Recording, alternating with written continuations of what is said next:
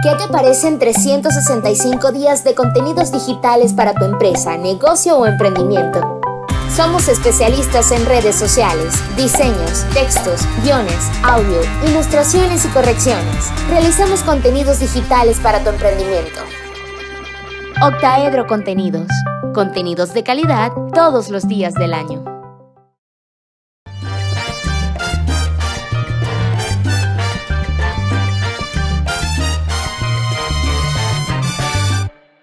Fuera de orden, crónica de la desgracia nacional e internacional, plomería informativa, arqueología, paleontología, zoología, parasitología, infectología y medicina forense política. Bienvenidos a una nueva emisión de Fuera de Orden, como todos los días, de lunes a viernes a las 8 de la noche, un nuevo estreno. Sábados y domingos a las 12 del mediodía, siempre en hora de Venezuela. Gracias por estar de vuelta. Como todas las noches, les saluda Daniel Lara Farías. Les agradezco por estar acá. Mi agradecimiento inmenso a quienes se han suscrito y se siguen suscribiendo a mi cuenta en Patreon. Patreon.com/DelaraF. Patreon.com/DelaraF. Con tu apoyo me ayudas a seguir creando contenidos para todos y especialmente a aportar con opiniones y con información, con análisis también, nuestro punto de vista para que quienes están en Venezuela, para que los venezolanos que están en cualquier parte del mundo puedan formarse su propia opinión. No queremos imponerle la opinión a nadie, simplemente queremos aportar a la conformación de la opinión de los venezolanos con respecto a lo que ocurre en el país.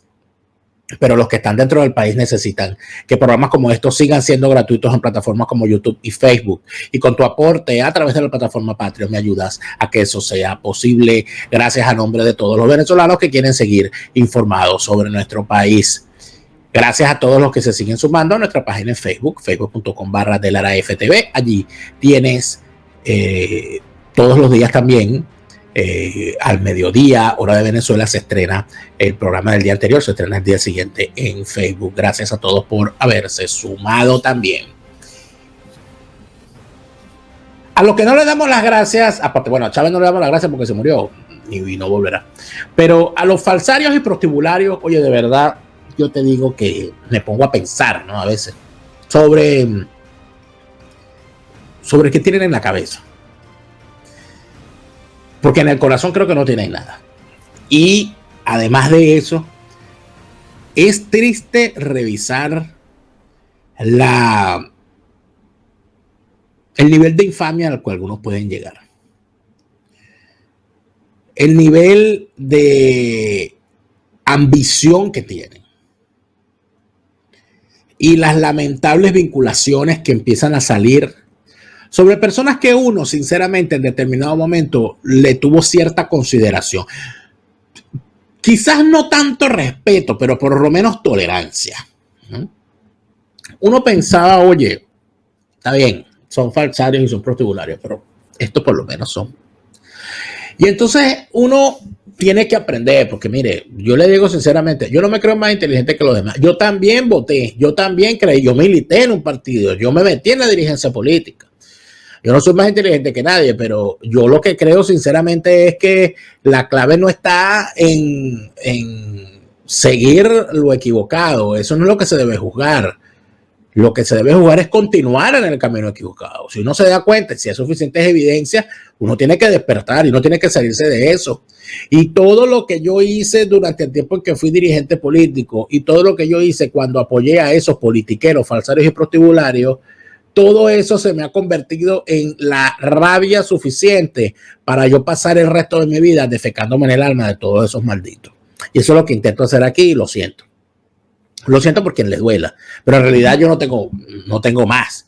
Yo creo que sin duda alguna los que estuvimos en la dirigencia política y de alguna manera creímos en las opciones políticas para combatir a la organización criminal que es el chavismo, la mejor forma, los que estamos en el área de la comunicación, la mejor forma de combatir eso es poniendo nuestra palabra al servicio de la lucha contra esa organización criminal que es el chavismo, el sistema chavista y a su oposición falsaria y prostibularia. En tal sentido, evidentemente, lo que tenemos es esto. Lo que tenemos es la revisión, la plomería informativa y el combate que podemos hacer desde esta humilde tribuna en contra de esos falsarios y prostibularios. Entonces, ¿para dónde vamos con esto? Había gente que uno le tenía el respeto. Uno decía, sí, bueno, son todos, bueno, pero estos por lo menos son menos, ¿no? Y yo creo que el propio sistema chavista nos da la oportunidad de darnos cuenta de que no hay salvación dentro de ese sistema chavista. El que está dentro es porque es falsario. Porque ese sistema es tan criminal, es tan asqueroso y es tan putrefacto que no es posible que quien esté adentro, es como que esté en esta tubería. En esta tubería lo que hay es pupú, amigos. Aquí adentro lo que hay es pupú en esto. Por lo tanto, todas las ratas que están allá adentro están llenas de pupú. Están llenas de pupú ellos, sus pelos, su cuerpo, su cabeza, su boca, su cola y las pulgas que tienen en su cuerpo también están llenas de mierda. Entonces, es imposible. Y yo les confieso que a mí se me hacía difícil. Yo decía, oye, pero no. Son unos bichos chimbísimos todos, sí, no, pero este no. No, sí. Aunque se vista de seda, falsario se queda. Entonces, hoy tenemos dos ejemplos. Vamos a ver dos ejemplos de falsarios y prostibularios, en los cuales uno, hasta en los peores momentos de la farsa, uno decía, bueno, pero por lo menos este, no. Pero los tipos, o sea, el sistema se encarga de forzarnos la vista, porque ¿qué es lo que ocurre? Hay que hacer el siguiente análisis. Si el sistema es falsario, es prostibulario y es narcocomplaciente, permitiría que forme parte de ellos con poder, con cargo, con candidaturas y con chapa, y le darían, además de ello, designaciones dentro del sistema a gente que no sea igual que ellos. Por supuesto que no. Para tener una designación y para tener poder dentro de esa posición falsaria y prostibularia, hay que ser falsario, prostibulario y narcocomplaciente. Si no, imposible, pues, imposible. Entonces, viendo las cosas de esa manera, yo creo que todo se entiende mejor, ¿no? Y además, entendiendo eso, nos evitamos decepciones y rabietas, frustracheras y derrames biliares. Ejemplo número 1. Una persona a la cual uno decía, bueno, sí, y lo dije varias veces, inclusive en esta tribuna. Uno decía, bueno, sí, son falsarios y son prostibularias, pero, oye, no, Américo de Gracia no, Américo de Gracia es otra cosa, Américo de Gracia es distinto. Y Américo de Gracia se fue al exilio. Y cuando se fue capaz de dar declaraciones como esta. Que los diputados nos encarguemos más de bregar nuestra propia libertad que la libertad de nuestro país. Por supuesto que vamos a seguir trabajando en función de derrocar esta tiranía. Por supuesto que vamos a seguir trabajando en nuestras funciones inherentes a la Asamblea Nacional. No nos van a frenar ni los colectivos, ni amenazas, ni por supuesto acciones como esta. La libertad de Venezuela es un hecho inherente a cada uno de nosotros como venezolanos comprometidos con el presente y el futuro de nuestra nación. Comprometido con el presente y con el futuro de nuestra nación. Eso decía Américo de Gracia, cuando no era Américo Desgracia, o cuando por lo menos simulaba no serlo. ¿Qué dijo allí? Que no era para él más importante su libertad que la libertad de Venezuela. Que no era más importante para él su bienestar que el bienestar de su nación. Eso era lo que decía cuando se fue al exilio de Venezuela gracias a la protección del gobierno italiano, porque tiene la nacionalidad italiana. Y se fue para Italia y él era un refugio y todo aquello. Pero ¿qué pasó? Que bueno, que llegó allá y tuvo que hacer algo que hace mucho tiempo no hacía, trabajar. El señor Américo de Gracia y su familia tenían en su pueblo una panadería. Él era el hijo del panadero y según me han contado, él era desde muchacho, ayudaba a su papá en la panadería. Él era quien repartía el pan, todo aquello, y era panadero después. Y bueno, salió de la política, salió de Venezuela, o no salió de la política, se va de Venezuela al exilio y llega a Italia y se puso a trabajar en una panadería otra vez y parece que eso empezó a darle dolores de cabeza porque esta gente después que deja de trabajar, mira, no le aplica esto que me mandó la gente, un nuevo aliado comercial que tenemos, la gente de Ham Venezuela. Gracias a la gente de Ham Venezuela por haberme mandado esta taza que pueden ver allí con motivos de con el de fondo el mural de Cruz 10 y la frase dice: venezolano que se respeta le echa pichón en todos lados. Bueno, esta frase no le aplica a Américo de Gracia. Dame aquí mi tacita, chicos, que está bien chévere. Me encanta mi tacita de Han Venezuela. Sígalos en su Instagram, @HanVenezuela. Van a estar con nosotros como aliados comerciales muy pronto, pero concentrémonos. Falsario y prostibulario número 1. Ya vieron lo que dijo, ¿no? Ya vieron todo. Entonces, esta frase, venezolano que se respeta le echa pichón en todos lados, es verdad. Venezolano que se respeta.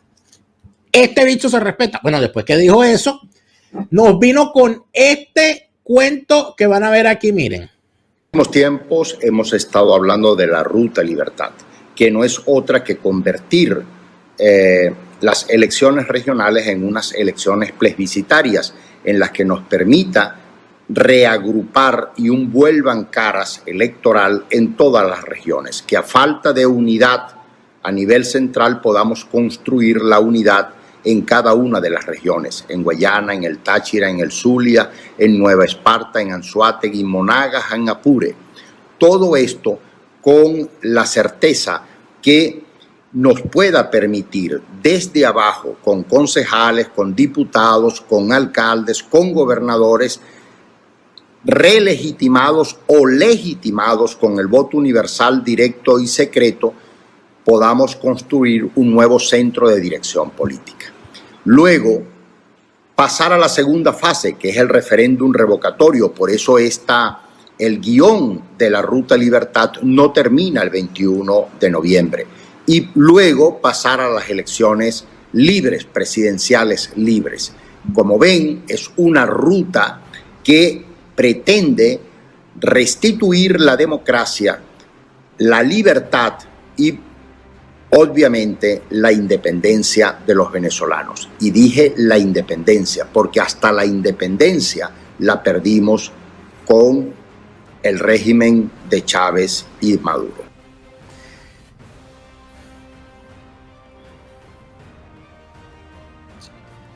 ¿Con qué se come eso? Porque ven acá, acabas de decir, ¿no?, que era un régimen y todo aquello.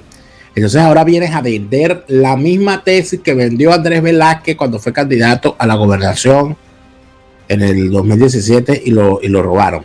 Por cierto, ustedes le prometieron, tú cuando fuiste candidato a la Asamblea Nacional, prometiste que llegarían a la Asamblea Nacional y después de ganar la Asamblea Nacional iban a buscar las fórmulas requeridas para salir de Maduro a través de un referéndum revocatorio.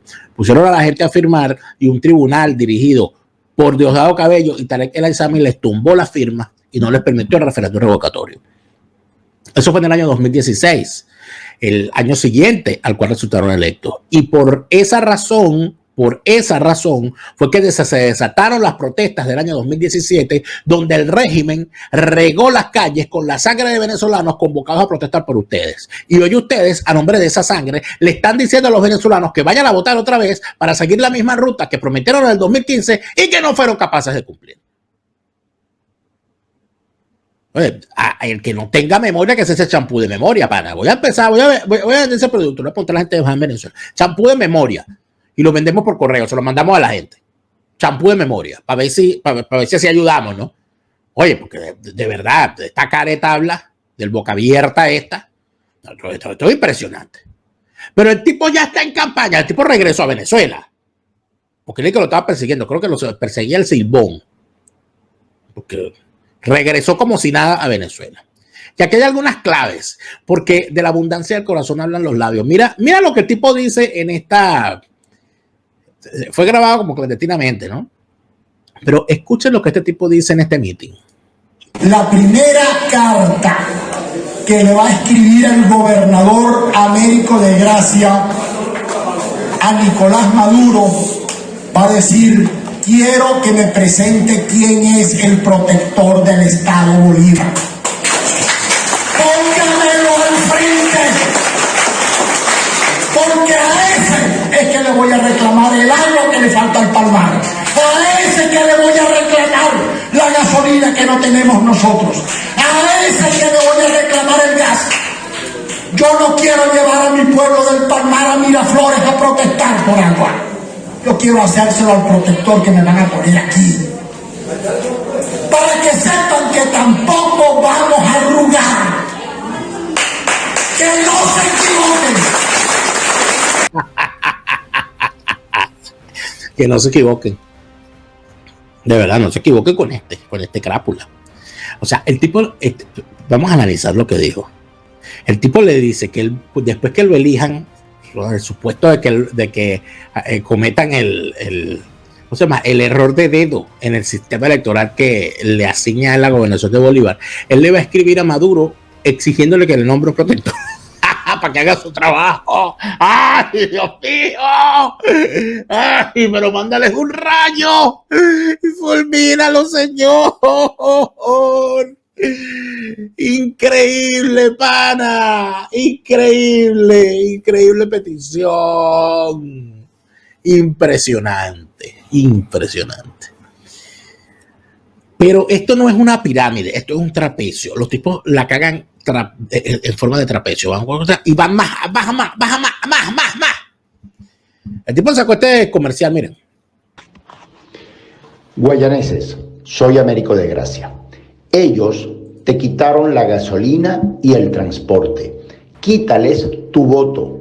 Inscríbete en el registro electoral más cercano a tu domicilio, de modo que el día de las elecciones no necesites transporte para establecer la ruta de ni un solo voto para Maduro. Inscríbete antes del 15 de julio y vota.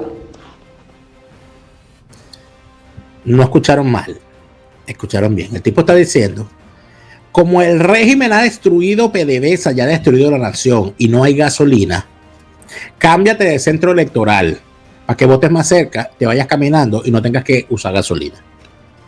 Eso es lo que dice el tipo. Pero es que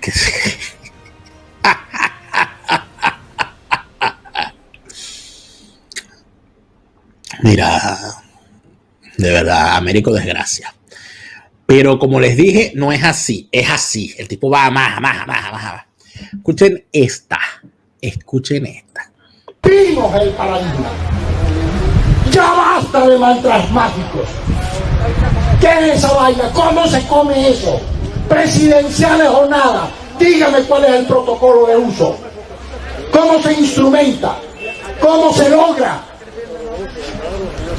¿Cómo tú vas a defender un derecho que es el derecho al voto sin ejercerlo? Sin decir que tienes el ejercicio del mismo, que quieres hacer ejercicio. Otros te dicen, derrócalos ya. ¿Cómo? ¿Quién es el sargento? ¿Dónde está el sargento García para ponerme a la orden? Falso. Otros te dicen, intervención ahora. ¿Dónde están los cascos azules? Este peo de Venezuela tenemos que resolverlo nosotros. ¡Vamos, carajo! Bueno, tú no sabes dónde están los cascos azules. Los cascos rojos sí los tienes detectados toditos y te le arrodillaste y le pasaste la lengua por las botas. Lambucio que eres. O sea, esta es la campaña de los tipos. O sea, farsa. Por eso es que son falsarios.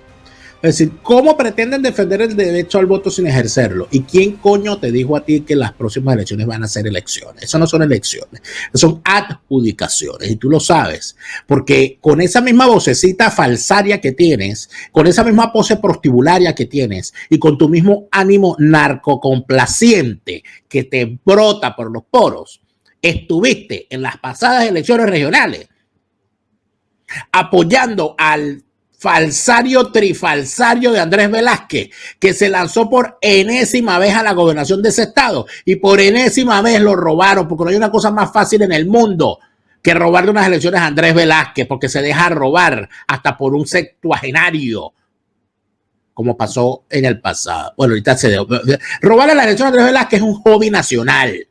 Andrés Velázquez está inscrito en el libro de la historia de los fraudes electorales mundiales porque ha sido el tipo que más elecciones le ha robado. No ha robado más que el Mocho Hernández. Y tú estabas allí, pero tú dices que hay que ejercer el derecho al voto. Porque eres falsario y eres prostibulario, hijo. Solamente por eso. Mira, de verdad yo te digo que hay que hacer un ejercicio. Y yo lo hice. Yo hice una tareita. Yo me puse a buscar, bueno, pero ¿de dónde? O sea, pues, ¿cómo convencieron a este señor? ¿Qué pasó? Oye, que tan decente se veía, piensa uno, porque uno es pendejo. Uno dice, oye, yo tengo que apostillar mi papá de pendejo también. Porque yo digo, no, oye, le anda a denunciar, el único que denuncia, el narcominero. Ya el tipo no habla narcominero, ya se olvidó de eso. Todas las denuncias que hizo, no, ya no. Eso es un tema. No.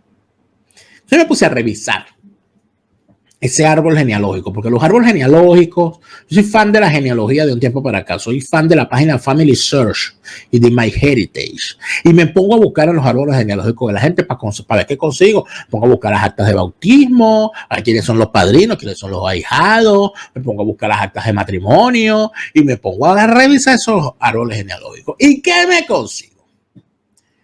Me consigo que el señor Américo de Gracia tiene unos sobrinos que son los hermanos de Gracia, que son una desgracia igual que él, llamados Carmelo de Gracia, Horacio de Gracia y Levín de Gracia. Estos tres desgraciados se encuentran regando sus gracias en los Estados Unidos, en la Florida, y son los dueños del restaurante Boca House, Bocas Grill y el restaurante Francisca. Parece que a Levín de Gracia le acaban de negar porque él estaba pidiendo asilo porque era perseguido igual que el tío. Parece que al tío lo perseguía el Simón, a él lo persigue la Sayona. Y entonces los tipos están allá. Oye, pero les ha ido muy bien. Tienen restaurantes, tienen platica y tienen unas amistades bien bonitas. Bien bonitas las amistades que tienen. Entonces me pregunto yo, ¿será que a través de las Bocas House, las Bocas Grill y el restaurante Francisca, los hermanitos de Gracia? Entonces estas son cosas que uno no sabía, ¿ves? Yo debo confesar, yo no sabía este vínculo. Yo no sabía este vínculo. Si nosotros hubiésemos investigado estos vínculos, nos hubiésemos dado cuenta a tiempo de cuál era el contrabando que estaban metiendo en las listas opositoras. Que metieron más de uno, porque metieron, ahí en esas listas opositoras lo que metieron fue vinculaciones con los boliburgueses. Entonces aquí está. Falsario, prostibulario, narcocomplaciente y con la familia entera metieron negocios. ¿Para qué más? ¿Qué más vamos a decir? No hay más nada que decir. Hay un personaje al cual conozco desde su más tierna edad que hace política o intenta hacer política en el estado Vargas. Yo conozco a José Manuel Olivares desde que era estudiante de medicina en la Universidad Central de Venezuela. Conozco a su familia, debo decir que le tengo mucho cariño a su señor padre, que por lo menos a mí, en mi opinión, demostró ser una persona responsable con su familia, con su hijo, cuando le correspondió serlo. Lamentablemente el hijo le salió torcido, chueco y maneto. Entonces, a José Manuel Olivares yo lo bauticé hace bastante tiempo como mi demagogo favorito, porque yo decía que no había un demagogo más grande que él. O sea, es imposible, no se puede. No se puede. En la escala de la demagogia, en la escala máxima, la demagogia se mide en olivares. ¿Cuántos olivares de demagogia tiene usted? Eso te va midiendo. No hay uno más demagogo. Este sujeto se fue de Venezuela diciendo que lo perseguían, ¿no? Parece que también lo perseguía el mismo, no sé cuál es el espanto más conocido en Vargas, no, la Sayona, sí, el Silbón, debe ser uno de esos, lo perseguía. Y entonces el señor, en medio de su persecución, o no sé decir que lo perseguía era Tobias Carrero, no sé quién lo perseguía, pero en todo caso, el señor llegó a Colombia porque él era un perseguido. Llegó a Colombia con su esposa, con su esposa y su hijo regresaron y él regresó a Venezuela divorciado. Bueno, ya es el suya familiar, pero en fin. El señor José Manuel Olivares, médico, oncólogo además, en vez de ejercer su carrera sanando vidas arrebatadas por el cáncer, él se ha convertido en un cáncer en la política venezolana, un tumor en la política venezolana. El año pasado, cuando se hicieron las elecciones a la Asamblea Nacional Criminal de Maduro, este señor le dio esta entrevista a la periodista chavista originaria Vanessa Davis en el portal chavista Contrapunto. Me parece extraordinario escuchar lo que este señor dijo en esa entrevista, porque lo que hay es que escucharlo. No voy a emitir opinión. Escúchenlo ustedes y comparen lo que dijo en ese momento con lo que está diciendo ahorita. Vamos a escuchar a el demagogo favorito. Las elecciones de diciembre van a ser sobre el cadáver de médicos, enfermeras y de cientos de venezolanos. Nosotros estamos preparando ahorita ya la data para hacerla pública en los próximos días en la rueda de prensa que hacemos todas las semanas del impacto del COVID postelectoral. Para que tengas una idea de una data que ya tenemos consolidada. La República Dominicana hizo sus elecciones de manera perfecta, tiene un nuevo presidente, celebramos, felicitamos al nuevo presidente, pero en la campaña electoral hubo un incremento de 200% de los casos. Y luego de la elección, del evento electoral, hubo un incremento de 400% de los casos. ¿El sistema sanitario dominicano estaba preparado para eso? Sí. ¿En Estados Unidos van a haber elecciones? Nicolás Maduro lo dice cada rato, sí, pero el sistema sanitario de Estados Unidos no le va a decir a nadie, no hay, no te puedo atender, no hay ambulancia, no hay terapia intensiva. En Venezuela, si vamos a ese evento electoral de diciembre, va a haber un incremento de los casos. Y ¿De no cuánto? hay nada de atención. ¿De cuánto estimaría usted? ¿200% también? Es el cálculo. Es lo que estamos esperando, hacer la revisión de todos los países que han tenido elecciones para intentar sacar una media. Esto es difícil extrapolarlo directamente porque es contar peras con manzanas. Son sociedades distintas, clima distinto, interacción social distinta, es distinto. Pero si pudiéramos tener lo que te puedo asegurar es que va a aumentar. Luego del evento electoral, luego de una campaña electoral, además como son las campañas tan intensas en nuestro país, del casa por casa, del debate, del evento, del meeting, de la caminata, vamos a tener aumento sin duda de los casos de COVID-19. Eso es indiscutible y no tiene ningún sentido, porque además te digo algo más, Vanessa, hay que comprar máquinas electorales porque se quemaron unas máquinas hace unos meses. De verdad, vamos a comprar 42.000 máquinas electorales en vez de comprar 1.200 ventiladores para tener terapia intensiva. O sea, de verdad es más importante la farsa electoral que salvarle la vida a los venezolanos. Yo creo que aquí hay un dilema muy grande que no es entre votar o no votar, es la pertinencia de la elección en medio de una pandemia. Es la necesidad de cumplir con un evento electoral para que cada quien haga una agenda política en vez de preservar la salud y la vida de los venezolanos. Porque, insisto, Vanessa, el COVID no dice, este es el Primero Justicia, déjame enfermarlo. Pero este es el PSUV, este no le va a hacer nada. No. Aquí todos nuestros dirigentes, aquí los jefes de patrulla, los jefes de cuadra, nuestro jefe municipal, nuestro jefe parroquial, de todos los partidos, se pueden enfermar, Vanessa. ¿Y hasta cuándo propondría usted suspenderla, doctor Olivares? Desde la perspectiva del médico, es decir, usted diría, no las hacemos en diciembre, ¿cuándo las haría? ¿O no pondría fecha hasta ver qué pasa el año que viene con la epidemia? Yo no pondría fecha hasta que no empecemos a hacer las cosas bien. ¿Qué es hacer las cosas bien? Aumentar la capacidad hospitalaria, aumentar la capacidad de pruebas PCR, tener realmente un número real, entregar la prueba PCR en 48 horas y tener más pruebas que casos positivos. Hasta que nosotros nos sintamos tranquilos de que si alguien se enferma puede ir a un hospital. Porque, Vanessa, la verdad es que no todo el mundo puede ir al hospitalito Fuerte Tiuna, ni le montan una terapia intensiva en su casa. El dirigente de Primero Justicia, como el dirigente del PSUV, que se enferma en La Guaira, va a ir para Pariata. Y en Pariata no hay terapia intensiva. Entonces, no importa quién sea el dirigente, es que tiene que ser atendido y merece ser atendido. Entonces, eso hoy no está en Venezuela. Insisto, capacidad de pruebas, capacidad hospitalaria, aumento de las terapias intensivas y algo más, darle materiales de protección a los venezolanos. Vanessa, el sueldo mínimo en Venezuela son $4. Y lo que me dicen que cuesta una mascarilla... y lo que me dicen que cuesta una mascarilla es $1. Entonces, ¿qué hago? ¿Hago mercado o me compro la mascarilla? Entonces, hay cosas más sencillas que hay que resolver antes de pensar en gastar plata en un volante, en un pendón o arriesgar a la gente en un evento electoral.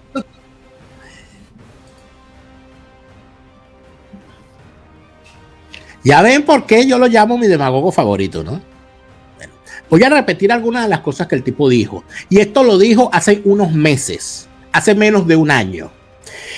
El señor dijo que era una irresponsabilidad hacer unas elecciones o una campaña electoral en medio de una pandemia y que él estimaba que podía haber un aumento de entre el 200 y el 400% de la incidencia del COVID si se hacían esas elecciones y esa campaña, porque las campañas en Venezuela son una cosa muy intensa y van a producir contacto directo y por ende aumento de los casos. Eso dijo él como médico, porque él se pone la bata y se la quita. Uno no sabe cuándo tiene la bata de médico, cuándo tiene la bata de candidato. Dijo que eso era indiscutible, que el aumento era indiscutible, que una campaña electoral va a dejar un aumento de los casos, que eso es indiscutible. Dijo que era una farsa electoral. Luego dice que no era pertinente en medio de una pandemia estar haciendo unas elecciones, porque lo importante eran las elecciones. Y que no se podían hacer elecciones hasta hacer las cosas bien, hasta que estuviesen todos los hospitales dotados, todas las emergencias funcionando y todo el personal debidamente protegido. Eso dijo él hace unos meses. ¿Y ahora qué dice? Vuelves con miedo, con incertidumbre, con garantías, ¿con qué? Mira, ¿con qué? Con una rolo de careta la vuelve los Sinki. Con eso es con lo que vuelve. Con una cara de concreto que no hay cantera que la reviente.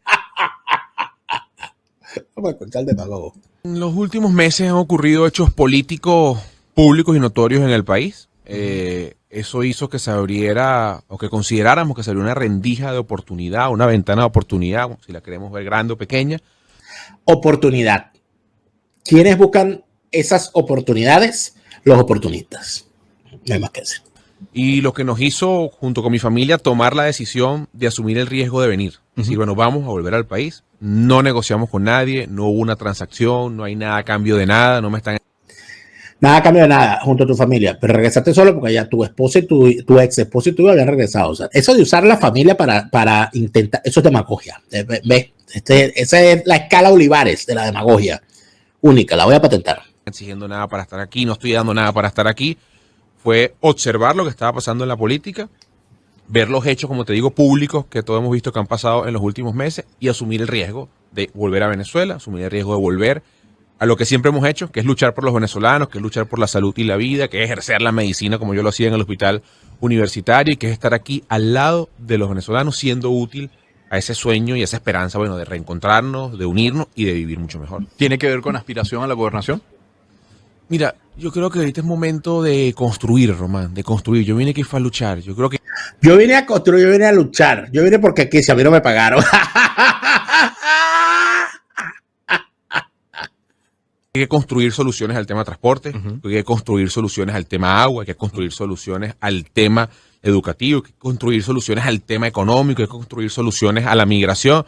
Y Vargas al final no es algo nuevo, es algo donde, primero es donde yo nací, donde viví, donde crecí, donde estudié y además donde hemos sido candidatos en la anterioridad, donde fuimos electos a la Asamblea Nacional. Pero hoy vinimos a construir. Si el espacio para hacer realidad la construcción de soluciones a la gente es la gobernación, ahí vamos a estar como hemos estado en otras oportunidades. Ay, él se va a sacrificar. Si ese es el espacio, él se va. Pero si no, él se queda en su consultorio atendiendo al pueblo y curando al pueblo. Es un demagogo.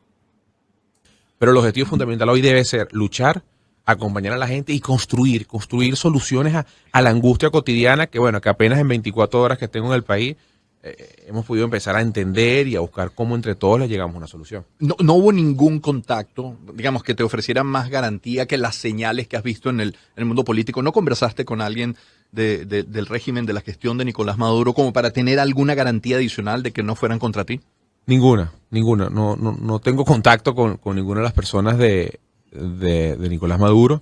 No tienes contacto con ninguna persona del régimen de Nicolás Maduro, pero con Capriles y con Stalin sí que fueron tus intermediarios. ¿O no? Por cierto, qué buen entrevistador es Losinski. De verdad. De lo que queda en Venezuela en el periodismo, con todo lo que hay, mis favoritos son Losinski y Neomar Hernández. Debo decirlo con el corazón en la mano.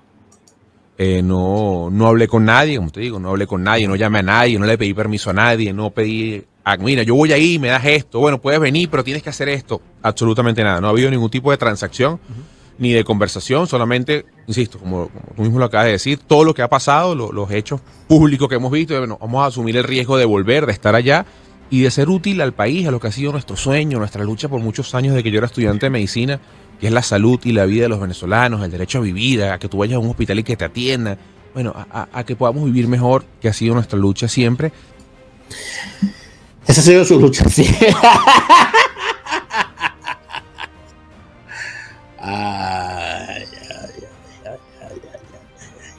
Este era el mismo que decía que no podía haber elecciones, pero hay algo importante. Él decía que era una irresponsabilidad eso de estar en una campaña, recuerden eso, ¿no? Que era una irresponsabilidad eso de estar en una campaña donde podía aumentar el contacto con la gente y las grandes aglomeraciones, que eso era una irresponsabilidad, porque podía aumentar entre 200 y 400% los casos de COVID en medio de una pandemia y que eso era indiscutible desde el punto de vista científico y médico.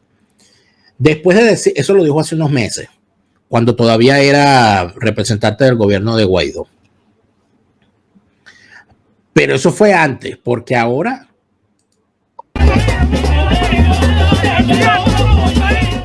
Aquí estamos y vamos para esa. Aquí estamos y vamos para esa. Vuélvemelo a poner, porque... A ver. Aquí estamos y vamos para esa. Aquí estamos y vamos para esa. ¿Más para cuál? Para esa, para el aumento entre 200 y 400%, luego ya está más. Entonces él te hablaba con la responsabilidad del médico, porque era una irresponsabilidad andar haciendo aglomeraciones y buscando en una campaña que aumenten los casos. Bueno, ahí está. Ahí está. Cuando el candidato no es él, qué horror, la campaña electoral. Cuando el candidato es él, aquí estamos y vamos para esa. Quítate el tapaboca y quítate la pataleta y todo. Ahí está.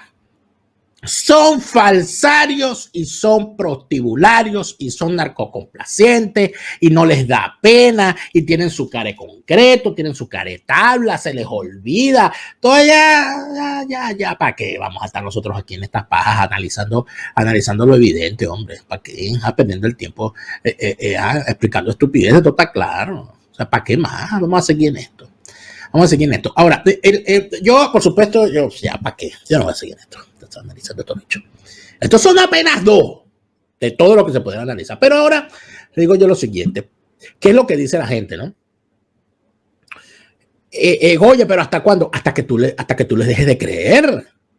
O sea, ¿cómo es eso que estoy? Por cierto, Olivares se tiró ese acto. Se perdieron esos reales porque la promesa que le hicieron te la rompieron. Eso parece un bolero. El señor cuando se fue increíble, le dijo, te estén habilitado fuera de aquí. No puede ser candidato, a pesar de los reales que se gastó en todo esto y de las promesas que le hicieron. Yo le diría al señor Olivares, bueno, ¿para qué? Que haga lo que quiera. Pero si no te cumplieron lo de la candidatura, ¿tú crees que te van a cumplir lo de la libertad por el caso que tenías por los robos de carro? Donde estás involucrado tú, tu ex esposa, tu mamá y tu hermano. Piénsalo bien, reflexiona. Pero en todo caso, si no lo quieres pensar, sigue, que va bien. Va bien. ¿Quién sabe a quién no le cumpliste? Que no te cumplieron a ti tampoco. Pero en todo caso, estos bichos son falsarios y son prostibularios. Pero ¿quién les ha dado el poder? Le hemos dado el poder los que hemos votado por ellos y los que les hemos creído. Somos nosotros los que le hemos dado el poder. No podemos seguirle dando poder a esta gente. Tenemos que quitarle el poder. ¿Y cómo le quitamos el poder a esta gente? Quitándole la palabra. Desmintiéndole cada vez que salen con eso. Mira, tú no te acuerdas de este video. Mira, tú no te acuerdas cuando dijiste esto. Mira, tú no te acuerdas cuando hiciste esto. Y ahora me dices lo contrario. Lo que hay que decir es eso. Lo que hay que decirles es que en efecto son falsarios y son prostibularios. Te tocan la puerta y te quieren cargar el niño. Ay, para ver ese niño tan bonito. No va a cargar a mi hijo, chicos. Escúpanlo. Es lo que se merecen estos bichos. Y a ver, Américo de Gracia dando clases de democracia. Bastardo que es, chico. Por eso es que los tipos nunca hablaron de la corrupción. Por eso es que los tipos nunca denunciaron la corrupción. Por eso es que la Comisión de Contraloría jamás funcionó. Porque estaban todos embarrados en la corrupción. Ellos, su familia, sus financistas, sus mujeres, sus amantes, sus testaferros, todos. Tienen los mismos testaferros, tienen las mismas prácticas, tienen las mismas sinvergüenzuras porque son todos falsarios y prostibularios. Estimados amigos, reconozco mi error. Yo les creí a más de uno de esos falsarios. En tal sentido, lo lógico, lo obvio, es que yo me defeque en el alma de ellos eternamente y me encargue de decir a quien me quiera oír, que estos bichos no se diferencian ninguno. No hay uno que no sea falsario, no hay uno que no sea prostibulario, no hay uno que no sea narcocomplaciente. Si están dentro del sistema, son todos iguales, porque si no lo fueran, no les permitirían estar dentro del sistema. Todos están dentro del engranaje. Entonces, vamos a dejar de engañarnos, vamos a dejar de repetirnos que no, bueno, él es una excepción, no hay excepciones. Regla lo que hay. Todos están metidos en la sinvergüenzura. Yo no tengo más que decir, pero de verdad, un tema como este necesita ser analizado a profundidad. En el siguiente segmento voy a hablar con el profesor José Rafael Herrera, que nos va a ayudar a entender por qué estos tipos son tan caretablas, qué valores están defendiendo y por qué han llegado hasta donde han llegado. Yo creo que amerita una revisión profunda y de verdad que nos den explicaciones sobre todo esto que ha ocurrido. En el siguiente segmento voy a conversar con el profesor José Rafael Herrera sobre este tema. Nos vemos en el siguiente segmento. Vámonos para allá.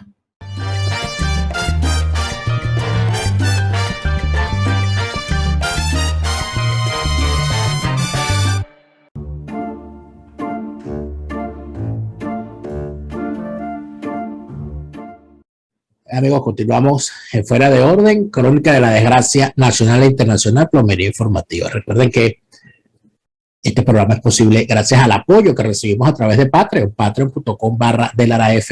Patreon.com/delaraf, con tu apoyo me ayudas a seguir creando contenidos para todos, en especial para que este contenido siga siendo gratuito a través de YouTube para quienes se encuentran en Venezuela intentando informarse en medio de esta jornada colectiva de desinformación y confusión. Una de las cosas que más confunde hoy en día a los venezolanos y que es en realidad uno sabe lo que cuesta, porque de alguna manera hemos tenido que correr con las consecuencias de eso. Intentar explicar que en Venezuela hay un grupo de gente que dice ser opositores y no son opositores. Yo los he catalogado como una oposición falsaria y también les he llamado prostibularios, no porque yo quiera insultarlos, sino porque ellos así se han definido. Y yo parto de esa definición de prostibularios a partir del debate, bueno, que no fue precisamente un debate de altura, que se dio en el año 2015, cuando esa oposición supuestamente ganó las elecciones a la Asamblea Nacional. En ese momento empezó el debate sobre quién debía ser el presidente de la Asamblea Nacional. Y el planteamiento que de hecho ganó el debate, era que tenía que ser el presidente de esa Asamblea Nacional Henry Ramos Aluc, porque él tenía burdel político. No, ese tiene burdel. Entonces, el uso de ese término burdel político de una forma tan como si fuese una virtud, ¿no? De ser una persona que anda en burdel y llamar a la política burdel, a mí me pareció como que era un síntoma de cómo esa oposición se define a sí misma. Ellos asumen que es una virtud, anda metido, que la política se haya convertido en un burdel, y que quien haga política de burdel es el mejor, hasta el punto de deber ser quien la dirija. El profesor José Rafael Herrera nos acompaña hoy. Profesor, gracias por estar con nosotros. No, muchísimas gracias a ti, Daniel. Un placer estar contigo. El placer es mío y arrancamos con eso. Esas definiciones que la oposición hace de sí misma, de alguna manera nos ahorran los epítetos, porque si ellos mismos dicen que hay que tener burdel político y que la política es un burdel y que quien tenga más burdel o más experiencia en un burdel es el que va a dirigir en la oposición, yo creo que no deja margen a mucha defensa a exterior, ¿no? Bueno, es que lamentablemente en los últimos años, yo diría unos 30 años, la política en Venezuela se fue deslizando, digamos, perdió el horizonte, perdió la brújula, porque aquella casta de políticos que le dieron sustento a la democracia venezolana fueron progresivamente siendo desplazados.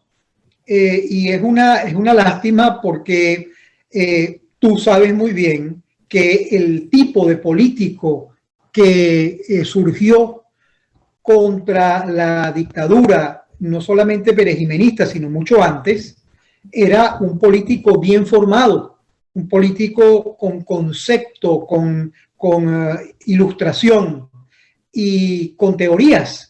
Entonces, no era de extrañar que el debate fuese un debate de altura, un debate de mucha significación, y que fuesen los constructores de lo que yo considero, por ejemplo, es una de las grandes hechuras de la política venezolana, que fue la Constitución, que, por cierto, el régimen de Chávez eliminó y sustituyó por aquel adefesio horrendo que hoy tenemos como Constitución.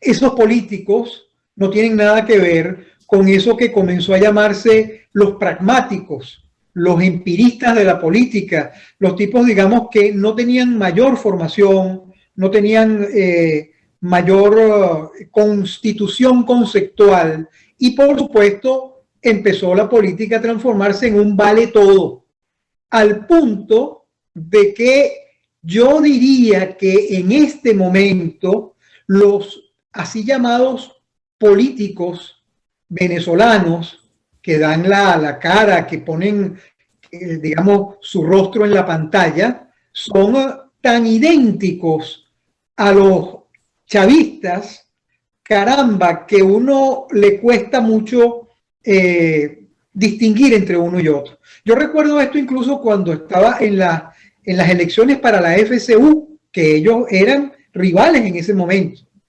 Es decir, estamos hablando de 1980, esa generación que está mandando es la generación boba, la generación de los 80. Bueno, llamaban a las personas para convencerlas de que votaran por ellos, y el epíteto que utilizaban era el de voto con patas. Entonces tú te dabas cuenta que el desprecio hacia la gente, que la falta de formación, la falta, digamos, de criterio ético ya venía desde aquella época. Entonces no es de extrañarse que posteriormente terminara siendo lo que hoy en día tenemos. Eso tristemente. Ahora, pero dentro de todo esto hay una especie de pauperación general de la acción política, de los partidos. Uno echa una pequeña revisión en la clase dirigente y lo que se consigue es a exdirigentes estudiantiles, ojo, en el chavismo y en su oposición, porque es una oposición prácticamente hecha a la medida del chavismo, inclusive imitan, es que no se diferencian ni siquiera en la forma de ser. Antes uno se daba cuenta, y lo recuerdo claramente, cuando uno empezaba a escuchar un discurso, uno sabía que el que lo estaba dando era Deco, o era copellano, o era comunista, o era urredista, o era de algún partido de izquierdas, porque tenían una fraseología, tenían una entonación y tenían un contenido, que era lo más importante. Uno sabía enfrente de quién estaba cuando había un discurso. Hoy en día estamos hablando, número uno, de una evaluación de la palabra absoluta, ¿no? Absoluta. O sea, de un uso del lenguaje político cada vez más vacío. Y además de eso, se ensalza y se pone de primero el eslogan y no la idea.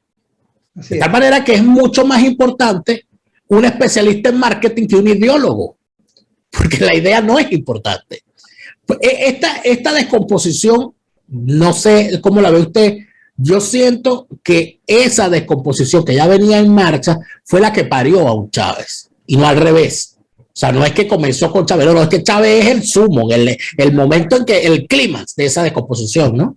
Exactamente, muy bien, yo estoy totalmente de acuerdo con eso. Eso no fue producto del azar, ni es que la historia de la humanidad se enciende como que si se tratara de un switch de luz, que tú pasas del chavismo y ahora tenemos otra cosa distinta al off y al on, ¿no? No, eso fue un proceso que tuvo como resultado a ese señor llamado Hugo Chávez y a toda la sarta de secuaces que están allí, no solamente dentro del chavismo, sino, como tú muy bien observabas hace un momento, fuera del chavismo, porque estamos hablando, fíjate, yo he insistido en este tema durante los últimos artículos de prensa que he escrito.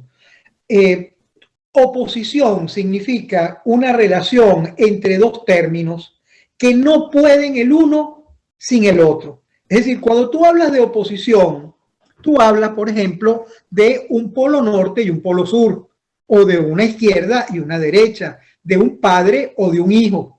Entonces, esto no lo estoy inventando yo, esto es desde Aristóteles, que fue, digamos, la persona que hizo posible la estructura gramatical y analítica del lenguaje que hoy en día tenemos. Todo el lenguaje, toda la estructura conceptual del lenguaje está en las obras de Aristóteles y a partir de ellas es que se han desarrollado no solamente las formas lingüísticas, a partir de ellas se han desarrollado incluso los modelos para poder nosotros en este momento estarnos comunicando a través de la web. Toda esa lógica la diseñó el señor Aristóteles. Muy bien, el señor Aristóteles dice que las oposiciones son de esa naturaleza. Tú no, por ejemplo, cuando tú dices Polo Norte y eliminas al Polo Sur, ¿qué le pasa al Polo Norte? No existe más, ya no es un polo, ya ha perdido su condición, su determinación de ser un polo. Cuando tú hablas de tener un país, por ejemplo, de izquierda, entonces tú estás diciendo, bueno, ese país no existe, señor, porque si hay una izquierda, tiene necesariamente que haber una derecha. Tú no puedes hablar de que tú puedes ser un papá si tú no tienes hijos. Es decir, puede ser que potencialmente lo sea, pero en la realidad, si tú no eres papá, no eres hijo, y viceversa.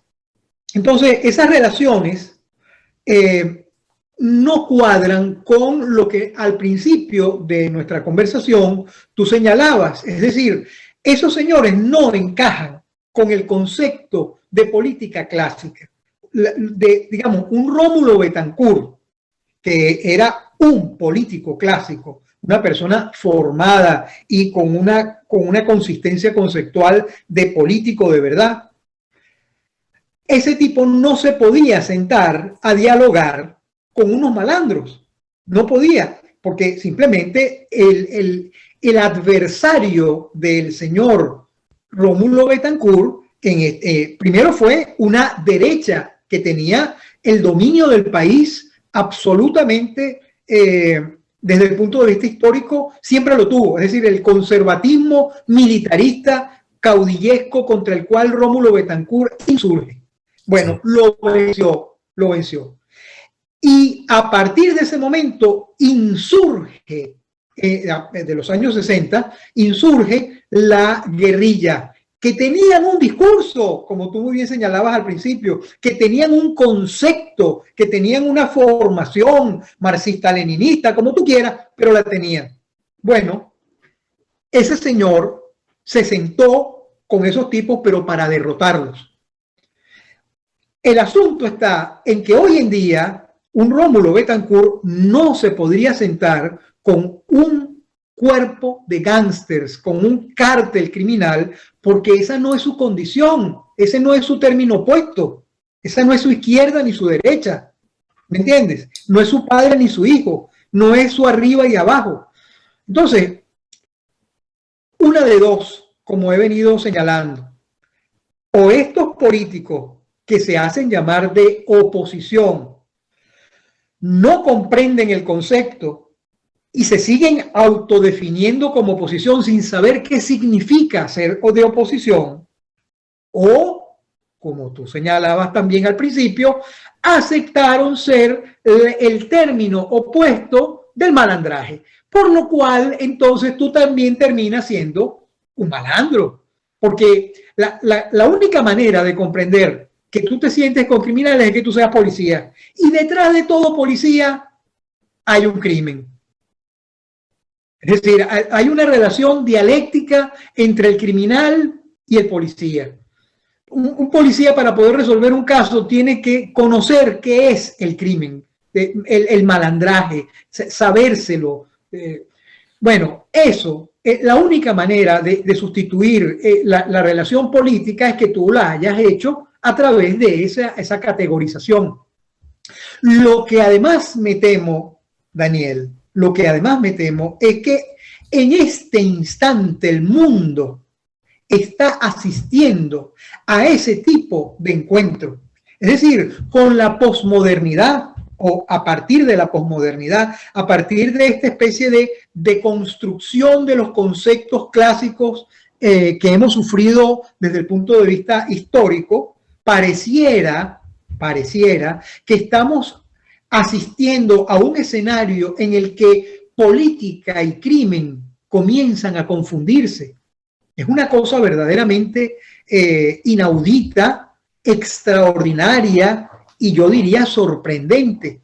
Pero el hecho de que existan, por ejemplo, en España unos tipos que se autocalifiquen como socialistas y que estén en el poder, bueno, pero que uno sabe que, por ejemplo, han hecho trácalas para los títulos, son una partida de bandidos, han hecho negocios sucios de corrupción, están algunos de ellos metidos en el asunto del tráfico de drogas. Entonces tú dices, pero ya va un momento, señor, ¿usted es político de izquierdas? ¿Usted es un socialista o usted es un ampón?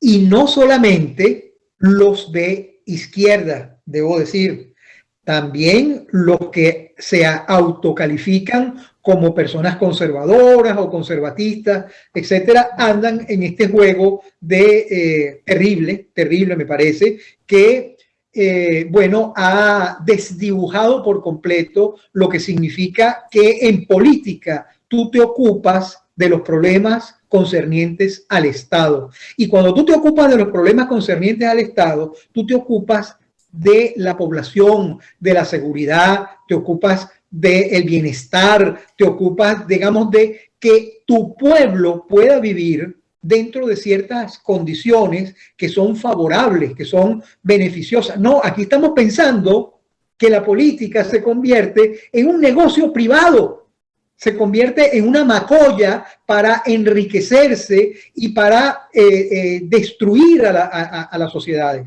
como es el caso que ha venido ocurriendo en Venezuela. Bueno, esto es una situación en la que uno debe alertar, uno debe, digamos, decir, señores, un momento, ya va, ¿para dónde vamos? ¿Hacia qué dirección estamos conduciendo? Es decir, cuando tú ves a un señor como el presidente de Perú, que es un payaso, francamente un payaso, que ha ganado las elecciones, tú dices, bueno, ya va, aquí está pasando algo, el siglo XXI nos ha traído una cosa que yo creo que si no es como el nacionalsocialismo alemán, por lo menos se le parece bastante, porque las relaciones que existían entre el nacionalsocialismo, el fascismo y la mafia son de antología, son una cosa sorprendente. Entonces pareciera que esta especie de deconstrucción discursiva que nos trajo esa especie de marxismo deformado, de origen francés, por cierto, bueno, ha terminado por desdibujar absolutamente el concepto propio de lo que significa ser político en serio. Hay una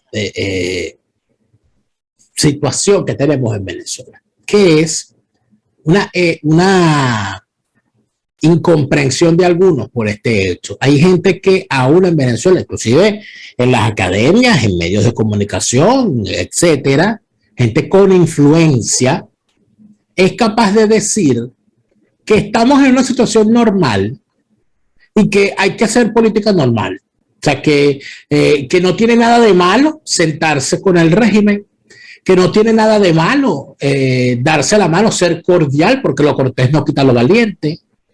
Y que, bueno, y que la pelea es peleando, pero que en una mano, todas esas frases para forzar eso que parece que en Venezuela terminó siendo la forma de hacer la política, que es los consensos a juro.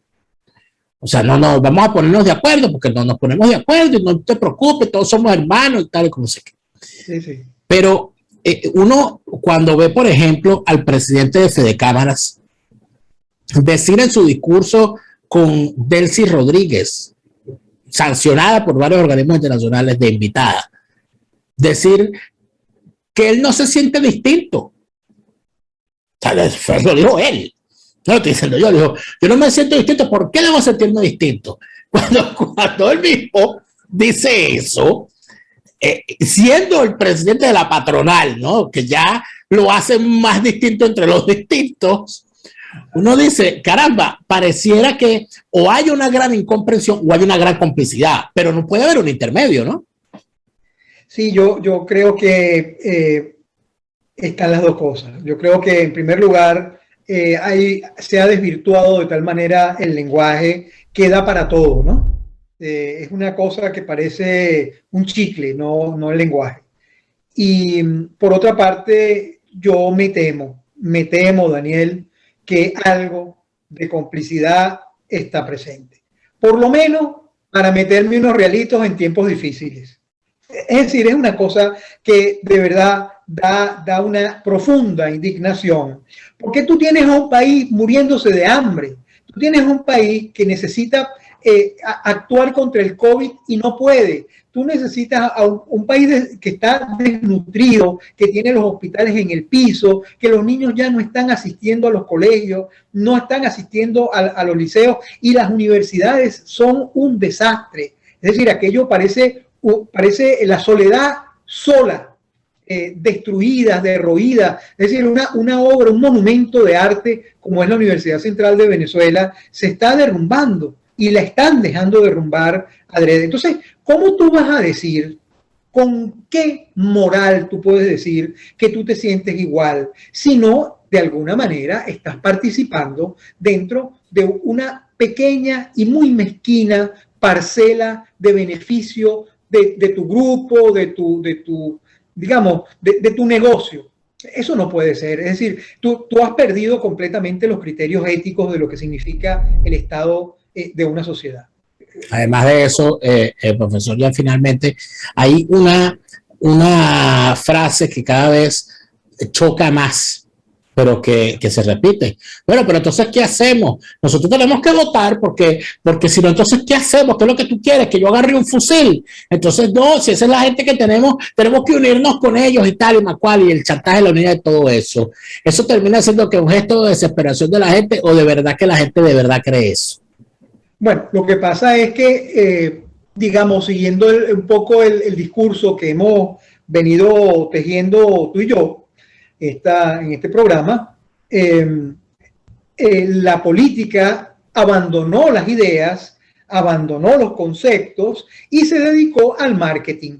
Entonces, como el marketing era más importante, el método, el instrumento, la encuesta, etcétera, eran más importantes que el concepto, la idea de hacer política, bueno, entonces se metieron por ese callejón y resulta que no les dio resultado, no les ha dado resultado. Lo que hacían era darse golpes contra la pared una y otra vez, cada vez que intentaban hacer una cosa. Entonces llegó un momento en el cual tuvieron que declarar el fracaso y la rendición porque no sirven, es decir, no tienen la capacidad para poder acometer una política seria.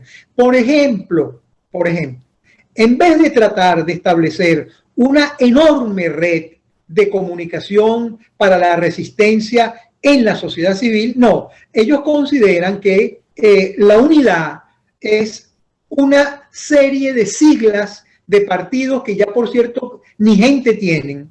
Entonces ellos creen que esa es la unidad. La unidad son 4, 5, 6 partidos. Eso no puede ser, eso no es ninguna unidad. La unidad se teje con la sociedad civil, con las barriadas, con los poblados, con los caseríos, es decir, introduciéndote permanentemente en el tejido vivo de la sociedad civil y tratando de establecer con ellos una relación que termine convirtiéndose en un gran poder de resistencia. Pero no, era más fácil sentarse en un mesón con aire acondicionado, 4 o 5 capitostes, para decir, bueno, mira, vamos a llegar a unos arreglos con los tipos y nos vamos a sentar con ellos y de repente nos van a dar 2 o 3 gobernaciones y 5 alcaldías. Está bien, chico, está bien, vamos a dejarlo de ese tamaño. Entonces eso no puede ser porque eso significa una enorme irresponsabilidad, porque tú tienes a un país padeciendo mientras tú estás pensando que tú te la estás comiendo como político. Eso no puede ser, no tiene sentido. No tiene sentido. En vez de tejer las relaciones y explicar convenientemente en el mundo, en las distintas naciones, que en Venezuela no existe un régimen político de izquierda, ni de derecha, ni de centro, sino que está tomada por unos ampones y que hay que asumir policialmente esa situación. Bueno, caramba. No, vamos a sentarnos con ellos. Entonces los finlandeses tienen razón, y los mexicanos, y los españoles, y Zapatero. Bueno, es decir, así no se puede, porque si no hay conceptos y definiciones, no hay política seria, sino tumbados. Todo el tiempo están dando tumbos. Como si estuviésemos intentando curar el cáncer con aspirina. Una cosa parecida, así es. Lamentablemente. Profesor, le agradezco muchísimo esta conversación y esperamos se repita. Siempre a la orden, Daniel. Un placer estar contigo. Gracias. Era el profesor José Rafael Herrera. Amigos, yo les agradezco muchísimo por habernos acompañado. Por supuesto, le indicamos que todos los días, de lunes a viernes, a las 8 de la noche, hay una nueva emisión en mi canal YouTube de Fuera de Orden. Y los sábados y los domingos a las 12 del mediodía. Sábado y domingo a las 12 del mediodía, hora Venezuela, una nueva emisión también de fin de semana, una el sábado y una el domingo. No se lo pierdan. Nosotros volvemos mañana. Chávez no, porque se murió. Hasta entonces. Resistencia con contundencia, no más lavado de conciencias. Resistencia por la libertad.